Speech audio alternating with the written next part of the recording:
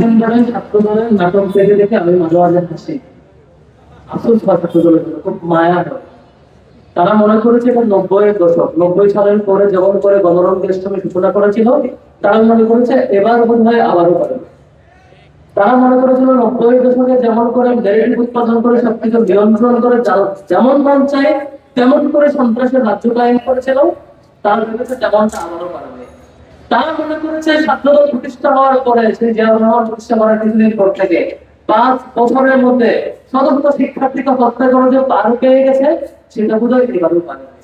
আমাদের বিএনপি গেল, যাওয়ার পর অনেক চেষ্টা করলো, 1 মাস 1.5 মাস চেষ্টা করে দেখলো বিশ্ববিদ্যালয় নয়, সারা বাংলাদেশের একটা কলেজে তারা দখল করতে পারলো না। তারা হতাশ। হতাশ হয়ে তারা কি আইডেন্টিফাই করলো? তারা আইডেন্টিফাই করলো একমাত্র ছাত্র শিবিরের কারণে তাদের পক্ষে ক্যাম্পাস দখল করা সম্ভব হচ্ছে না। কারণ তারা টার্গেট করলো তারা শিবিরকে যেখানেই পাবে সেখানে ডিস্টার্ব করবে। আমি হিসাব লাইতে পারছিলাম না যে পাবনার ঈশ্বরদীতে শিবিরের পূর্ব ঘোষিত প্রোগ্রাম, পূর্ব ঘোষিত অ্যানাউন্স একটা কর্মসূচি, ওদের ছাত্রদল কেন যাবে? তাদের তো যাওয়ার কথা ছিল না। কেন আক্রমণ হবে গেলে নিশ্চয় তাদের গায়ে চুলকানি উঠছে যে কিছু একটা করতে হবে। আমি তো কোনো মিল খুঁজে পাই না। চট্টগ্রাম সিটি কলেজে ছাত্র শিবিরের ব্যানার পোস্টার থাকে, ছাত্রদলের সমস্যাটা কি? কেন এটা খুলে ফেলতে হবে? কেন ব্যানার পোস্টার নিয়ে বিচার দিলে অধ্যক্ষের কাছে, তারপর আক্রমণ করতে হবে? কেন ডেমোক্রেটিক প্র্যাকটিস হিসেবে এর প্রতিবাদে 4টা ভিক্টিম মিছিল দিলে সেই ভিক্টিম মিছিলের নির্ধারিত রুটে গিয়ে ছাত্রদলকে আক্রমণ করতে হবে? পরে হিসেব খুঁজে পায় তারা চায় শিবির একটু আসো, একটু মারামারি করো, তারপরে এটাকে দোহাই দিয়ে পত্রিকায় ফ্রেমিং করে, মিডিয়ায় ফ্রেমিং করে তারপর ক্যাম্পাস দখল করবে। শোনা বাবু, এই সময় এখন 2026 চলে, এটা 90-এর দশক না। তোমরা সেই সময় চলে গেছে, তাদের ভয় ডাকসু চাকসু ডাকসু ডাকসু বেরিয়ে 5টা ছাত্র সংসদে তারা গুলো মারা হয়েছে। সেই ভয়ে সাতশো নির্বাচন এখনো বন্ধ, তারা বন্ধ রেখেছে। তারা, আমার মনে হয় দুইটা কোনো একটা হতে পারে, চিত্র দুইটা, ছাত্র দলের জন্য অপশন দুইটা। হয় আপনারা দ্রুত মারামারি করবেন, সংঘাত তৈরি করবেন, প্রত্যেকটা ক্যাম্পাসে মারামারি হবে, একটা পর্যায়ে গিয়ে সকল শিক্ষার্থীদের মুখোমুখি হয়ে ক্ষমতার অর্ধেকই আপনাদের পালায় যাওয়া লাগবে।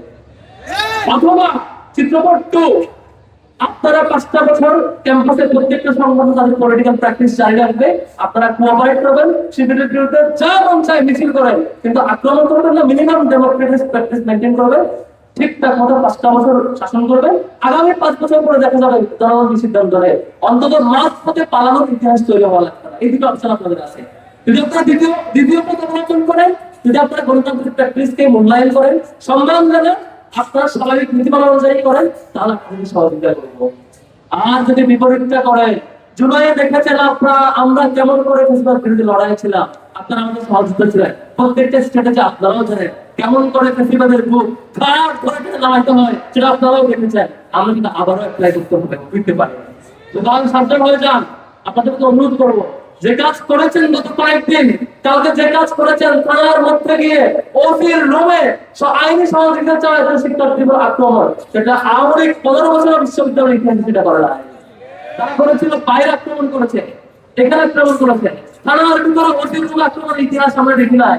আমরা দেখি সাংবাদিকদেরকে এগুলো সম্ভবত আক্রমণ করা। আপনারা অনেক দূর পথ পাড়ি দিয়ে ছাত্রলীগকেও ছাপিয়ে গেছেন, যেটা খুব ভয়ঙ্কর ব্যাপার। আমরা সেই সত্যিকার অর্থে ছাত্র শিবির যারা, আমরা আশা করি জনাব তারেক রহমান এবং বিএনপি যে ক্ষমতায় আসছে, আমরা এখন আশা করি আপনারা ইতিবাচক ভাবে ভালোভাবে পরিচালনা করেন, বেশিবাদী মডেল ফলো করেন না। আমরা এই পরিণতি চাই না যে পরিণতি গত 15 বছর যারা ভিকটিম ছিলেন তারা আবারও চরমতম পরিণতির দিকে যাবে, এই জিনিস আমরা চাই না। আমরা ছাত্রদের বাড়িকে অনুরোধ করবো, আপনার এখন সূত্র নেওয়ার সুযোগ আছে, সম্ভবত সূত্রে নেবেন, আমরা আশা করতে চাই। তবে এলোমেলো করলে ছাত্র শিবিরের আগের প্রশিক্ষণ, আগের সেই ফেসিবাদ তাড়ানোর কৌশল, আগের যে সাহস, আগের যে রক্ত দেওয়ার প্রশিক্ষণ, আগের যে জীবন দেওয়ার সেই সাহসী স্লোগান ছাত্র শিবির ভুলে যায় না, যাবেও না, সাবধান হয়ে যান। আমাদের বিশ্ববিদ্যালয় বিসিকে বলবো, সম্মানিত বিসি মহোদয়, আপনি দায়িত্বে আসছেন। বিশ্ববিদ্যালয়ের দুটা ইতিহাস, একটা ইতিহাস হলো বিশ্ববিদ্যালয়ের দায়িত্ব আসার পরে কিছুদিনের পরে বিসি তার দায়িত্ব নিয়ে পালায় যাইতে বাধ্য হয়েছে, দায়িত্ব পালন করতে পারে নাই। এমন অসংখ্য বিসি বিশ্ববিদ্যালয়ের ইতিহাসে আছে। আবার এমন বিসিও আছে যার দায়িত্বের সমাপ্তিতে বিশ্ববিদ্যালয়ের শিক্ষার্থীরা অশ্রুসিক্ত নয় দোয়া করেছে। আপনি নিজে সিদ্ধান্ত নেবেন মাননীয় বিসি মহোদয়, আপনি কোন বিসি হইতে চান? অর্ধেক থেকে পালাতে হয় হিসাবে তেমন বিসি হতে চান, তাকে দায়িত্ব শেষ করা শিক্ষার্থী আপনার জন্য দোয়া করবে, সে বিসি হতে চান, আপনি ডিসাইড করবেন। তবে ছাত্র শিবির শিক্ষার্থীদেরকে বলতে চাই, আমরা ছাত্র শিবির আজকে ডাকসুরের সামনে দাঁড়িয়ে শপথ করছি, বিশ্ববিদ্যালয়ে কোন শিক্ষার্থীকে দলরঙের ঠেকঠিক বলতে দিব না ইনশাআল্লাহ। আমাদের জীবন থাকতে এই ক্যাম্পাসে গেস্ট রুম ফিরতে দিব না ইনশাআল্লাহ। আমাদের শিক্ষার্থী ভাই বোনেরা আপনারা আস্থা রাখতে পারেন, আপনাদের জীবনের ভয় পাওয়ার কিচ্ছু নাই। আপনার সাহসের সাথে অনলাইন বিরুদ্ধে দাঁড়াবেন, ঢাল হয়ে থাকবে ছাত্র শিবির। জীবন দেওয়ার জন্য সবার আগে দাঁড়াবে ছাত্র শিবির ইনশাআল্লাহ। ঢাকা বিশ্ববিদ্যালয় সহ কোনো ক্যাম্পাসে কোনোভাবে সেই সন্ত্রাস কিংবা গণরং দেশপ্রেমের রাজনীতিকে আমরা ফিরতে দেব না।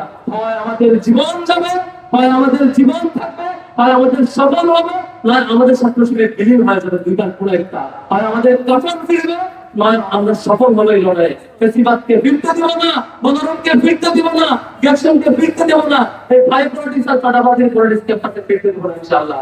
শেষ করছি, সবার জন্য শুভকামনা। আসসালামু আলাইকুম ওয়া রাহমাতুল্লাহ।